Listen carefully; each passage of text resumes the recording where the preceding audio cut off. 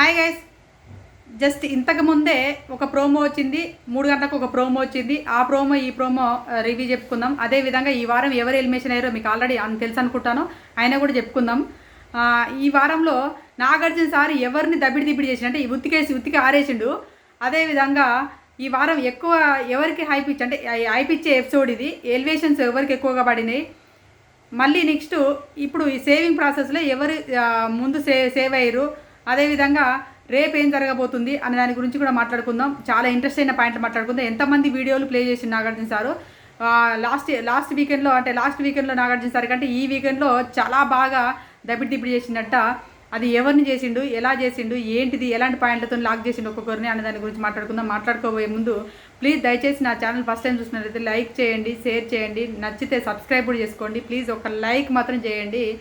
అడుగుతున్నా ఎవరు చేస్తలేరు, ఏదో చూస్తున్నారు అంతేగాని లైక్ చేస్తారు. ప్లీజ్ మాలాంటి ఛానల్ కూడా లైక్ చేయండి, కొంచెం మాకు కూడా ప్రోత్సహించండి. సరే, ఇప్పుడు పొద్దున ఒక ప్రోమో వచ్చింది. మాధురికిను శ్రీనివాస్ సాయికి తర్వాత రమ్యకి ముగ్గురికి గొడవ అవుతుంది. ఏం గొడవ అంటే మాధురి అంట బాండింగ్లు పెట్టుకుంటున్నావు, నువ్వు బాండింగ్లలో ఇరకబోతున్నావు అని చెప్పేసి, ఎవరు నాతో కలిసి ఉండట్లేదు అని చెప్పేసి ఈ శ్రీనివాస్ అది రమ్య మాధురితో అన్నదంట.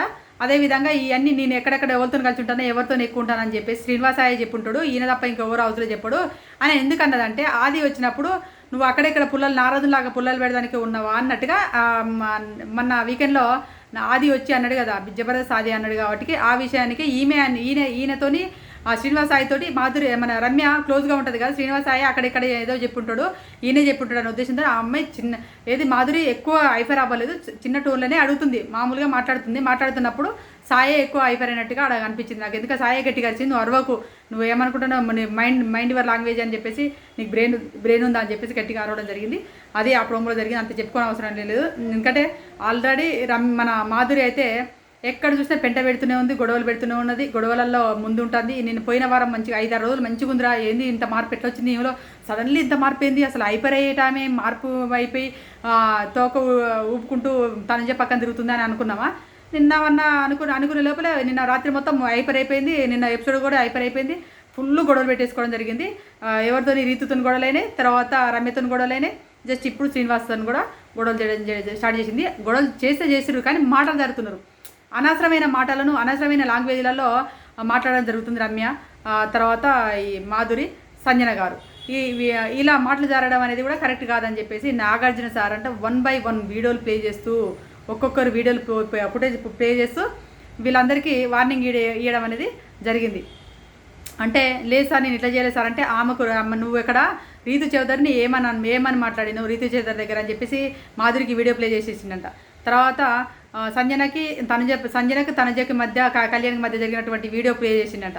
దాని తర్వాత వచ్చేసి నెక్స్ట్ మన రమ్య బాండింగ్లు వద్దు అంటే రమ్య కూడా నువ్వు కూడా బాండింగ్లలో ఇరకపోయినావా, బాండింగ్ పెట్టుకుంటున్నావా అని కూడా నాగార్జున సార్ ఇంతకుముందు ప్రోమోలో అడిగిండు. ఆ విధంగా అడగడం జరిగింది. నెక్స్ట్ ఇంకా కళ్యాణ్ నువ్వు తనుజన్ నామినేషన్ చేస్తానన్నావు, ఎందుకు ఫ్లిప్ అయిపోయినావు, వీకెండ్లో నామినేషన్ ఎవరిని చేస్తానన్నావు అంటే తనుజన్ అని చెప్పేసి ఈ ప్రోమోలో చెప్పింది కదా, తనుజన్ నామినేషన్ చేస్తానని ఎందుకు చేయలేదని చెప్పేసి అడగడం జరిగింది. అదేవిధంగా ఇప్పుడు సెకండ్ ప్రోమోలో బోర్డులు ఉన్నాయి కదా, ఆ చెక్క బోర్డులు ఉంటే చెక్క బోర్డులో మానిక్యులేటర్, ఫ్లిప్పరు, తర్వాత సాడిజం ఇలాంటివి ఉంటాయి కదా. ఇలాంటి లాంగ్వేజెస్ ఉన్నాయి. అటువంటి బోర్డులను ఎవరు సూట్ అవుతుందో వాళ్ళ మెడలలో ఏమంటే ఫస్ట్ వచ్చేసి మానిక్యులేటర్గా ఎవరికి అది ఫేక్ బాండ్ అని చెప్పేసి ఎవరికి వేసింది, ఆ అమ్మాయి రమ్య మోక్ష మాధురికి వేసింది. మాధురికి వేయడం జరిగింది ఫేక్ బాండ్ అని చెప్పేసి మాధురికి ఆ బోర్డు వేయడం జరిగింది. ఎందుకంటే సార్ కొంచెం నాకైతే అనిపిస్తుంది సార్ ఫేక్ బాండ్ పెట్టుకున్నట్టుగా నాకు కనబడుతుంది, హౌజులకి బాండింగ్లో వద్దని చెప్పేసి వచ్చింది, బాండింగ్లు పెట్టుకుంటుంది అంటే అనిపించింది అని తను చేయటం చూస్తుంది. ఎందుకంటే తను చేస్తేనే కదా బాండింగ్ పెట్టుకుంది, అట్లా అనేస్తుంది అంట. అన్న తర్వాత నెక్స్ట్ వచ్చేసి మళ్ళీ తనుజ వచ్చేసి ఈమెకు ఎవరికి రమ్యకి వేస్తుంది. రమ్యకి ఏమని బోర్డు వేస్తుంది అంటే మానిక్యులేటర్ అని వేసింది. మరి రమ్యకి ఏ రీజన్ చెప్పి ఉండొచ్చు అని నేను అనుకుంటున్నా అంటే, రమ్య ఇక్కడ ఇప్పుడు వచ్చి హౌస్లోకి వచ్చేసి ఇప్పుడు మానిక్యులేటర్ అంటే పెత్తనం చెలాయించాలని చెప్పేసి ఒక్కొక్కరి మీద వాళ్ళను బ్యాక్ పిచ్చింగ్ చేసుకుంటూ వాళ్ళ వైపు ఉన్నటువంటి వాళ్ళను నెగిటివ్ కోణంలో చూపించడానికి ట్రై చేస్తుంది అన్నట్టుగా ఇక్కడ ఇన్నిందా లేకపోతే ఎవరైనా చెప్తే విన్నదా తెలియదు, ఆ విషయం చెప్పాలనుకుంటుందేమో అని చెప్పేసి నేను అనుకుంటాను. ఎందుకంటే ఆ మెడలో మానిక్యులేటర్ అని చెప్పేసి బోర్డు అయితే రమ్య మెడలో తను చేయడం జరిగింది. దాని తర్వాత ఇక్కడ హైలైట్ ఏంటంటే ఎప్పటి నుంచో రెండు వారాల నుంచి సతమతం అవుతున్నారు.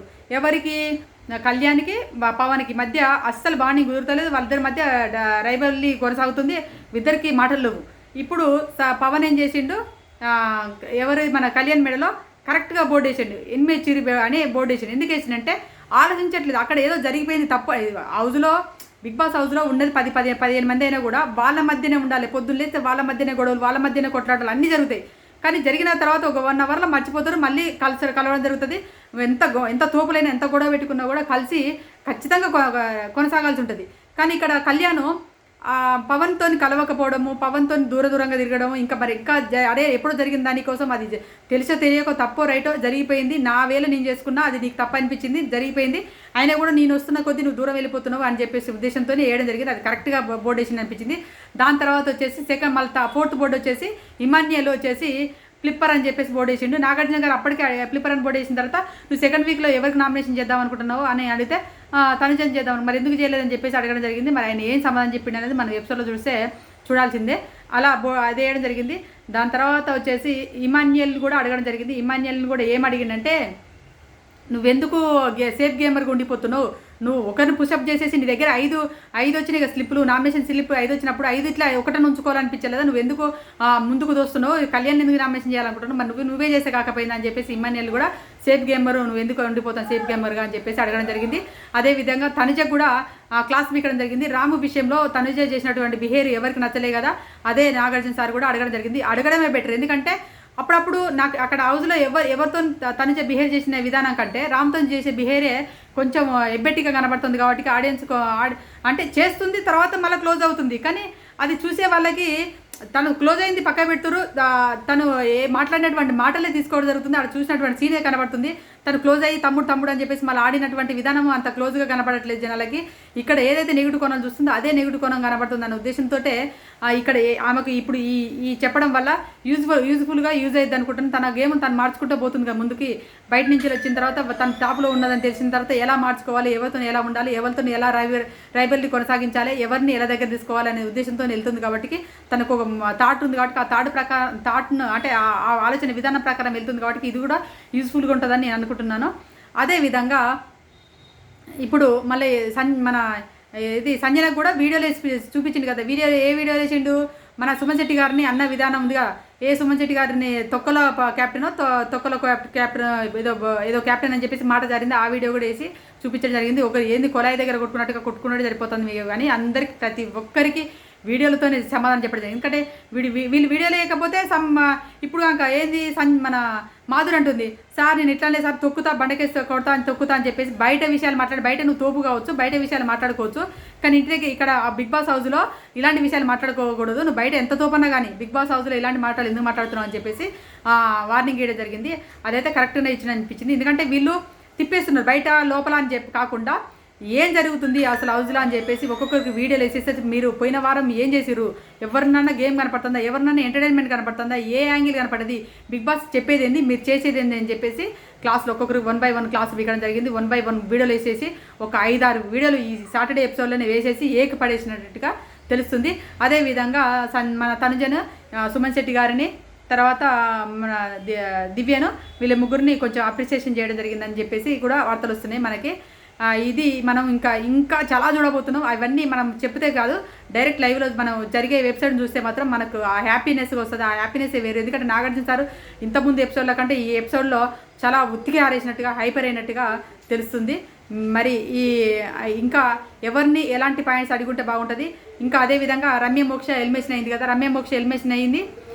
ఎందుకు ఎలిమినేషన్ అయిందని చూసినట్లయితే రమ్య మోక్ష వచ్చిన కానించెల్లి ఫస్ట్ బయట ఆమెకు నెగిటివిటీ ఉన్నప్పుడు ఆమె ఏం చేయనుండే, హౌస్లోకి వచ్చిన తర్వాత కొంచెం మంచితనంతో ఒక 2 వారాలు అందరితో మంచి కలివిడిగా ఉండి మంచితనంతో ఉండి టాప్లో ఉన్న వాళ్ళని కొట్టాలని చూడాలి.